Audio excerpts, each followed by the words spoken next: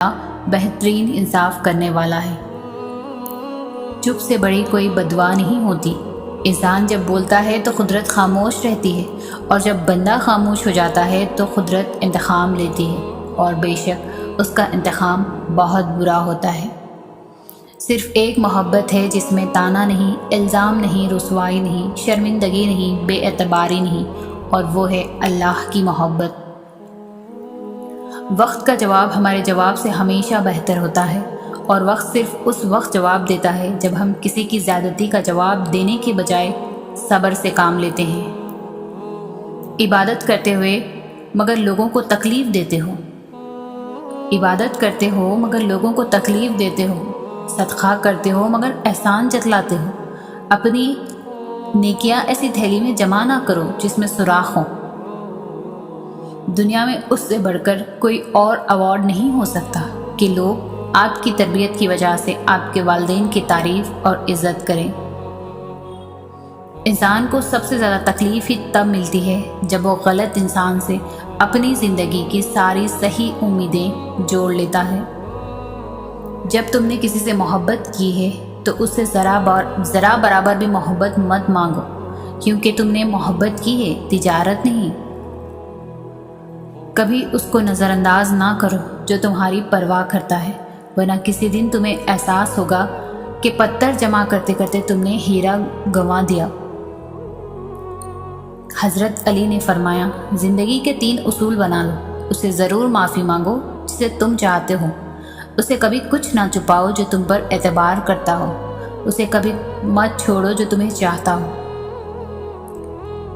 وہ جگہ چھوڑ دو جہاں تمہارے احساس اور تمہارے الفاظ کی قدر نہ ہو، پھر چاہے وہ کسی کا گھر ہو یا کسی کا دل۔